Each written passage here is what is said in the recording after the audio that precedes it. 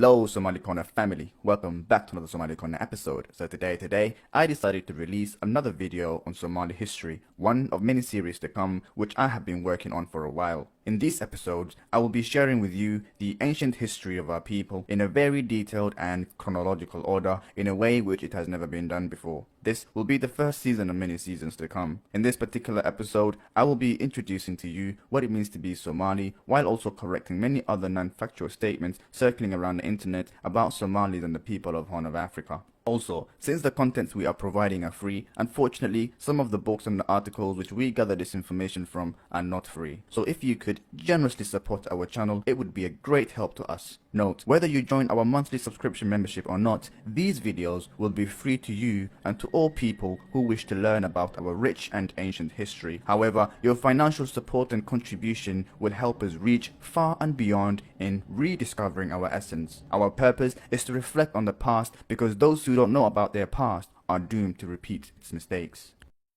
In this episode, I will be introducing to you what it means to be Somali. Many people don't understand the meaning behind this word. The first misconception people have is that when they think about the word Somali, first thing that comes to their mind is of course Somalia, the country, thinking that this name is just another invention of the colonials when they were drawing borderlines in the continent of Africa. Or sometimes they think it's just the name of a country, so what's the big deal? Even though that is somewhat true, however, there is also more to the story than you simply think. First of all, it's important that you understand the different ways the word Somali can be used. First, it all begins with Somali, the tribe. And then there is Somalia, the country, which gained its independence from multiple European colonial powers in the 1960s. And then you have Somali, the nationality, given to anybody who is born and bred in Somalia. To further understand the name Somali, I'm going to begin with how this name came to be in the first place. And so, our story begins with a specific tribe who are native to the Horn of Africa, i.e. the Somalis.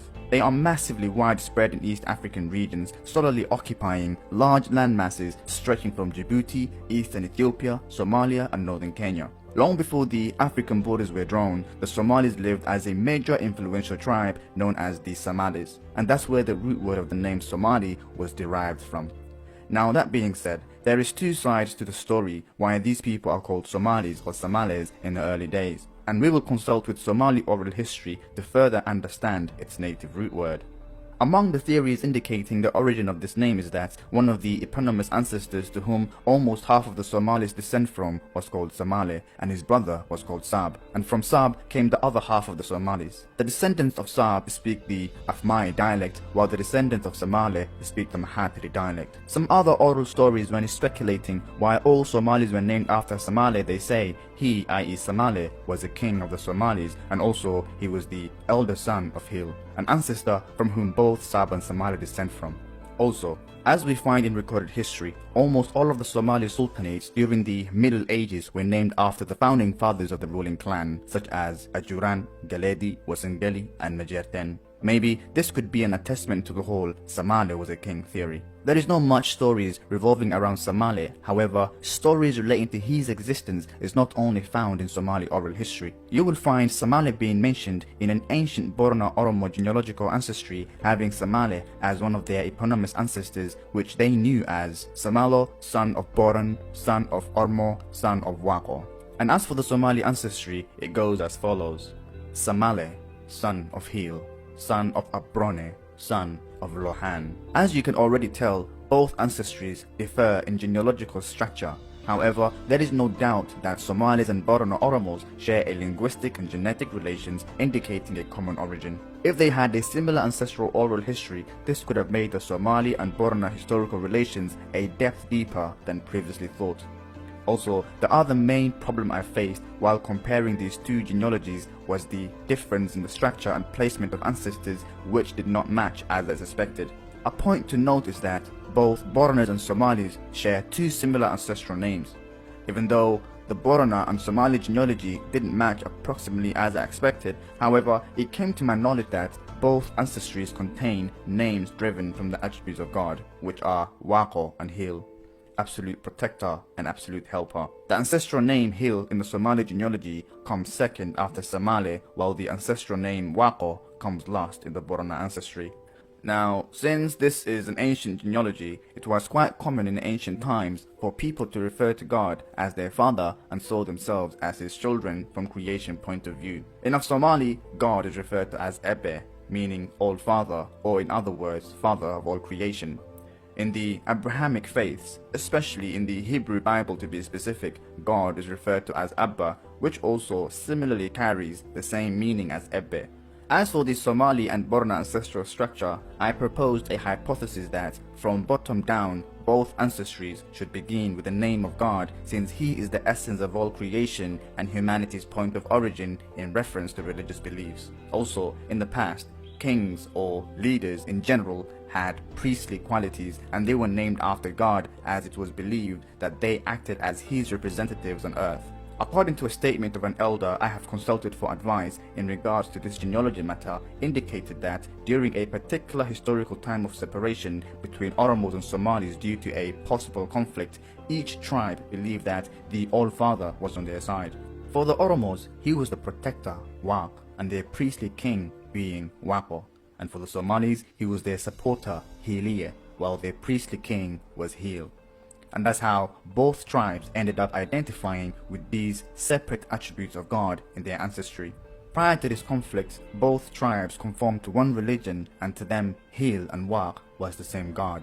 So, to make sense of the Somali ancestral genealogy tree, I decided to restructure its patterns by dragging the name Hil in the Somali ancestry to the bottom, and by doing this, I expected both genealogies to match like a jigsaw puzzle.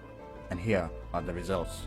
Samale, Somalo, Abrone, Boran, Lohan, Oromo Horro, Hil, Waqo.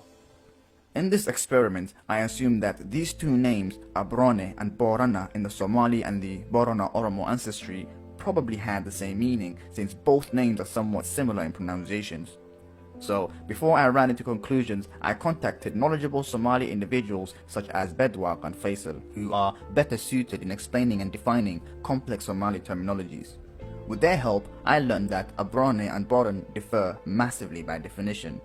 Before I start detailing what these names mean, let's try to understand the cultural definitions behind naming people in Somali and other Cushitic cultures and what inspires them.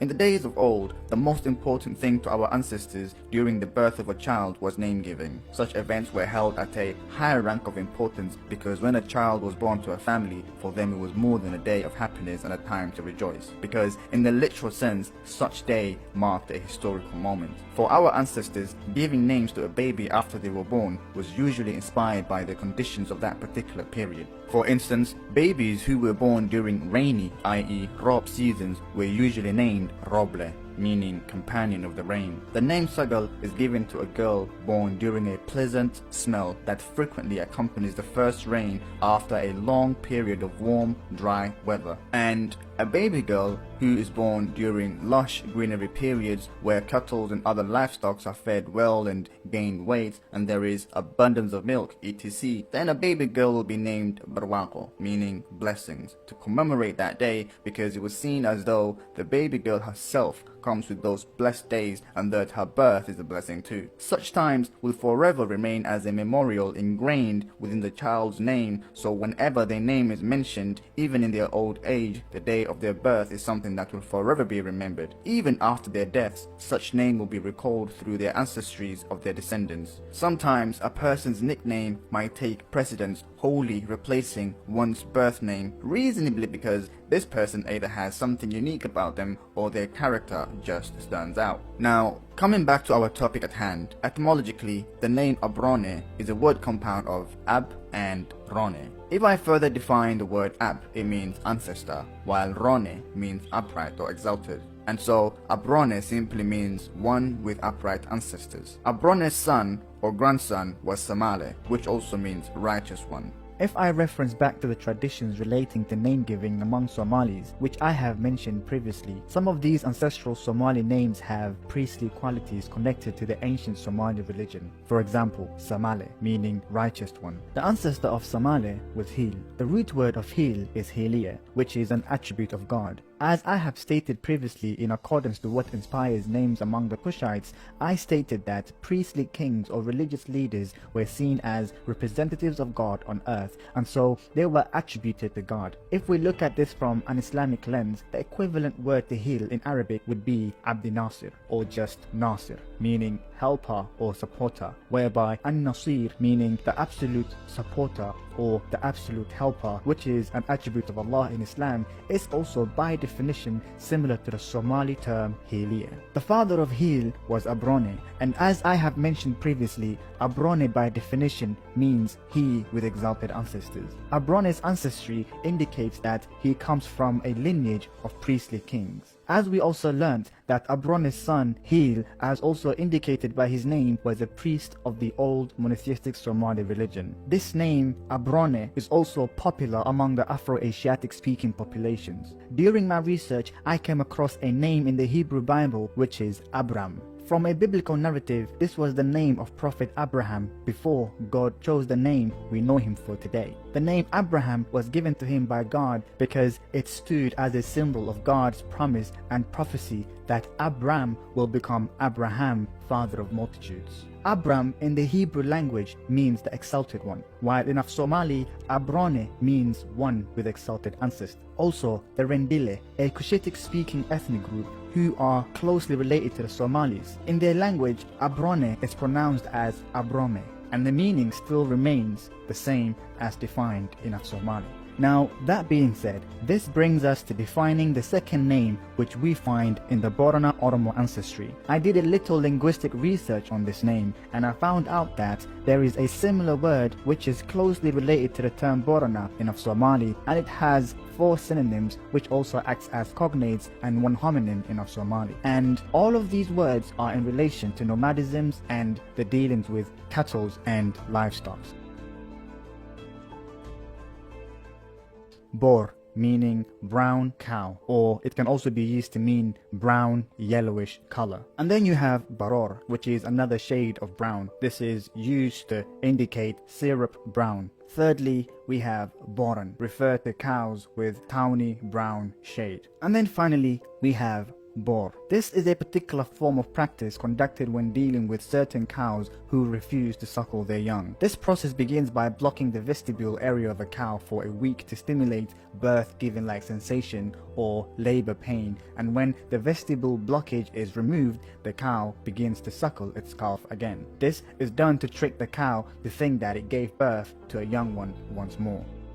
One of the homonyms of the word Boran include Borana in Somali. Borana is a particular form of spirit or jinn which hunts people. Now, with this understanding of these Somali terminologies I've mentioned so far relating to nomadism and cows, I looked into the Borana Oromo culture and I found out that traditionally the Borana tribe raise mainly cattle and depend on pastoralism for their livelihood and lifestyle. Cattle provides them with meat, milk, blood, leather and dung, when needed with cash. Alan Duggan, 2011. Both Somalis and Boranas have nomadic pastoralism in common. Somalis are famous for domesticating the most valuable and the best camel breeds in Africa and in the Middle East. Likewise, the Borana Oromos are famous for domesticating the best cattle breed in Africa and in the Middle East, if not the world. In conclusion with this etymology of the Borana ancestry from a Somali point of view, linguistically speaking, since I'm not culturally linked to the Boranas, I can only hypothesize that maybe the name Borana in the Borana Oromo ancestry was a nickname given to their ancestors for being rich with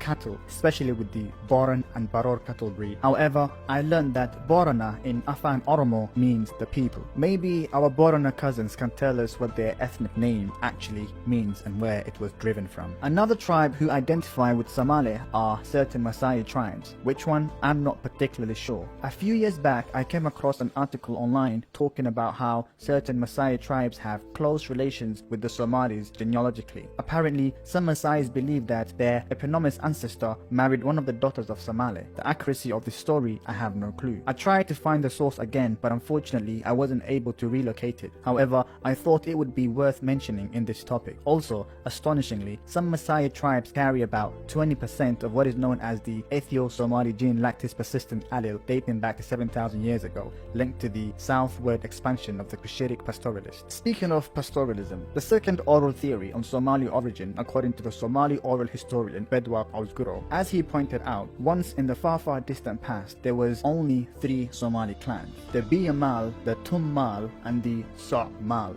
Each clan name indicating what their specialities are. Mal in Somali means wealth, so if a particular word is followed with mal at the end of a verb, it means such person gains his or her earnings from that which the word mal is associated with. For example, Morok Mal is someone who earns their daily living through physical work which requires body strength. Another example is Maskah Mal. I want you guys to let me know what you think this word means in the comment section below.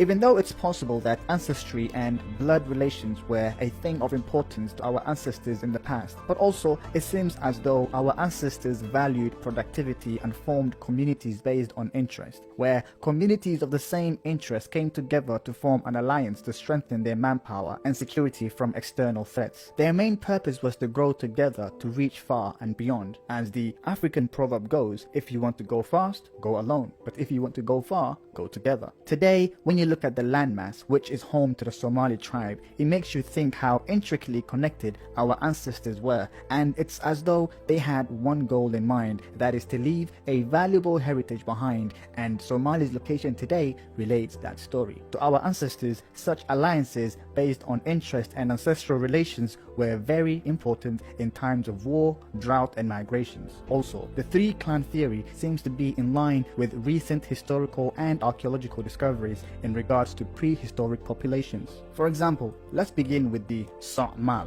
The So'mal were nomadic pastoralists, and they were the first to form communities based on pastoral nomadism, or maybe that was the cultural state of the Somali ancestors or the Kushites in general before they discovered farming. Around 9000 to 8000 BC, the first distinct pastoralists can be traced to what is today North and Northeastern Africa, and from there they spread southwards into the Horn of Africa and elsewhere. Those migrating pastoralists who settled in Ethiopia, Somalia, and Lake Turkana of the northeastern Kenyan regions 8,000 to 5,400 years ago, or maybe even earlier than those periods, would eventually become the ancestors of the Somalis and other Cushitic ethnic groups such as the Oromos. When it comes to animal domestications, Somalis are famous for domesticating camels, and it is also believed that they were the founders of camel husbandry. For example, camel bones have been discovered in El Abore, northeastern Somali regions of Kenya, and Gobedra in Ethiopia, dating back to around mid-late Holocene periods, 7,000 to 1,000 years ago. Gifford Gonzalez, 2003. Paleontological research in Ethiopia in the Lower Omo Valley discovered a molar tooth and a metatarsal bone dated at 2.6 million years ago. Arenberg, 1947, cited by Richard Trevor Wilson. These findings seem to be of a Bactrian camel and are the first camel remains recognized from Eastern Africa. Howell et al., 1969, cited by Richard Trevor Wilson.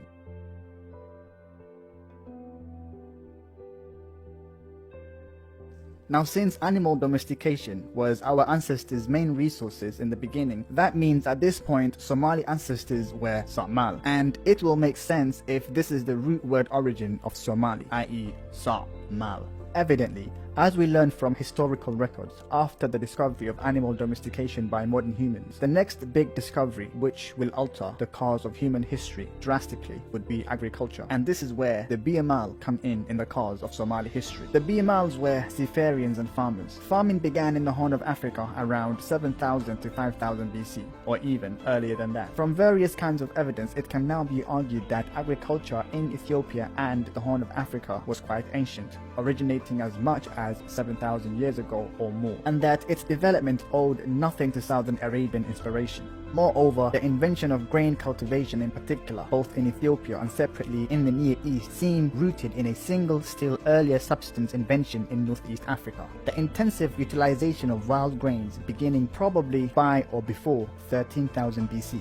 The correlation of linguistic evidence with archaeology suggests that this food collecting innovation may have been the work of early Afro-Asiatic communities and may have constituted the particular economic advantage which gave impetus to the first Afro-Asiatic expansion into Ethiopia and the Horn region, the Sahara and North Africa and parts of the Near East. Christopher Ehret, research article, The Journal of African History, Volume 20, Issue 2. According to the Somali oral history, when our ancestors discovered farming, a new community based on common skill and interest began to rise. It was these communities, i.e. the Biamal, who began migrating southwards into Somalia, consisting of nomadic pastoralists and farmers, giving rise to the first agro-pastoralist settlement in the southern parts of the Horn region. Eventually, these clans will give rise to the powerful kingdoms of southern Somali regions such as the Ajuran Empire.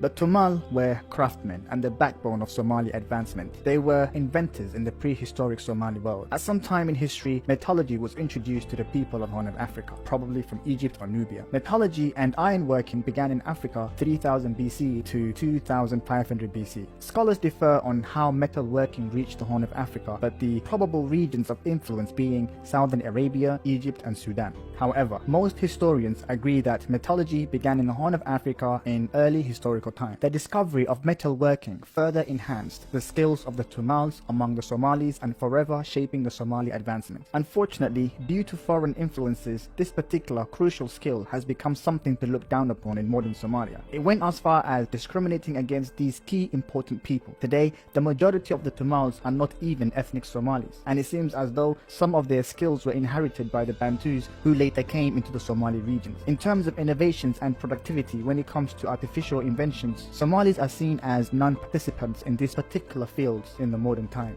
Before I move on to the next chapter, I would like to share with you a folktale which is not worth mentioning, but since we are on this topic, it's best I share it with you for educational purposes. But please, believe none of it. This folklore says that the root word of Somali comes from Somal, which means go milk. But then, according to this story, apparently some Muslim Arabs gave us this name in association to our rich nomadic lifestyle. Basically, whenever the Arabs arrived during the Islamic era, they were welcomed by the guest-honoring Somalis, and the first thing the Somali nomad would say in order to honor his guest is Ka Somal. Since then, the Arabs associated the Horn of Africa with the word Somal, and voila, that's how the name Somali came to be. And of course, this is nothing but a stack of crap, and none of it is true. So I do apologize for wasting your valuable time. Now, I say that because there are many things wrong with this particular theory, but just to mention one, the word Somali or Somali predates the Islamic era. In terms of oral theories explaining the possible root word of Somali, the Somal and Somali versions are the most agreed upon theories, indicating that all the ethnic Somali clans have either a common origin or they descend from one ancestor. And both of these theories are backed by oral traditions and historical events.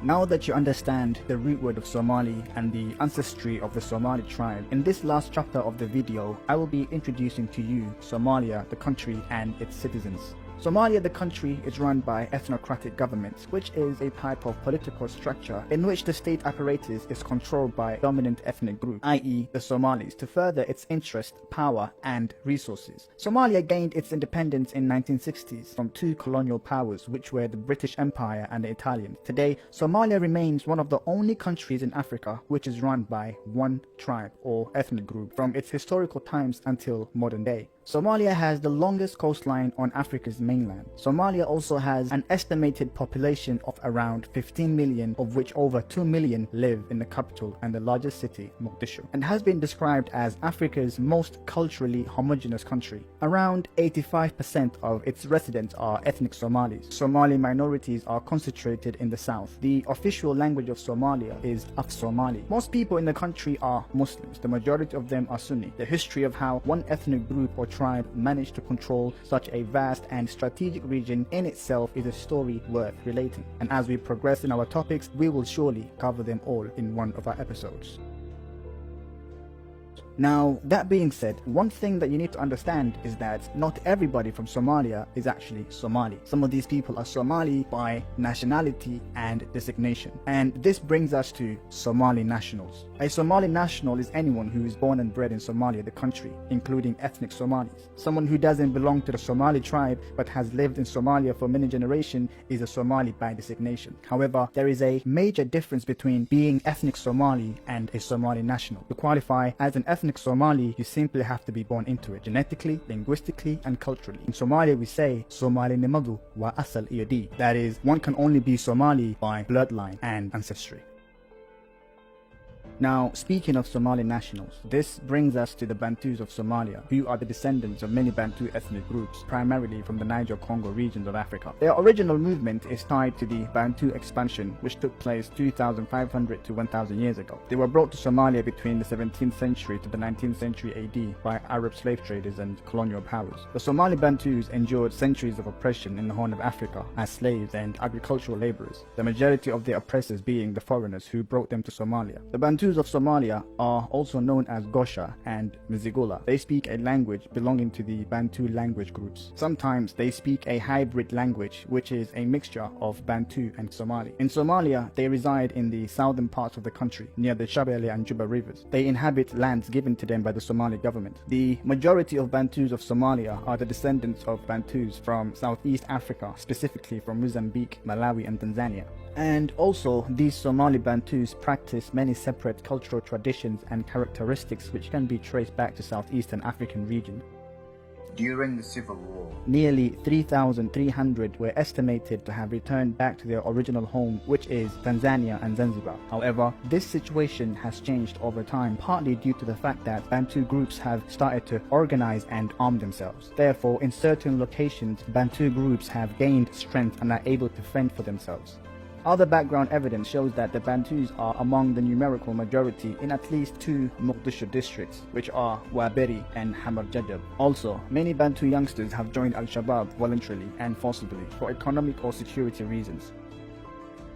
And there are Bantu tribes in Somalia, and here are the main ones: Ingindo, Makua, Nyasa, Zaramo, Zigwa, Nyamwezi, Mwera, Mshunguli. Some of these tribe names were later Somalized, eventually coming to be known as Shambare, Shidle, Shabelle, Makane, Kabole, Sadeh Umar. And there are subclans within these confederate tribes. Some of these tribe names, which have been Somalized later on in history, are driven from localities and handworking skills which these people are famous for. Today, Bantus make about 3% of the population in Somalia, while other percentages were assimilated into the local ethnic clans such as Abgal, Majerten, and Rahawain.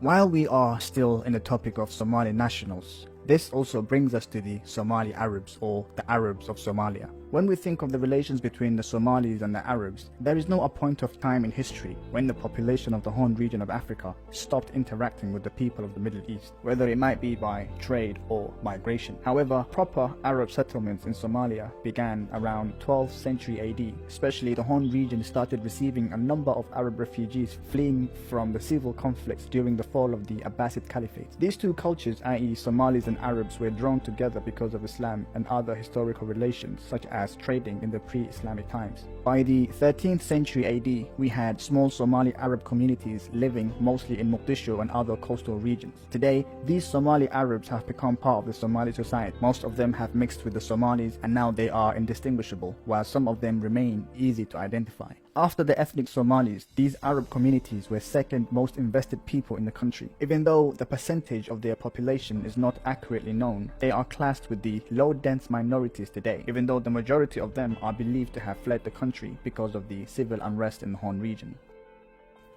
Okay, this is the end of the video, and congratulations to you for reaching this far. This video was just an introduction to who and what the Somali people are and how they are subdivided. I hope you've learned something today, and I hope you like this video. If you do, please don't forget to subscribe and join our subscription membership.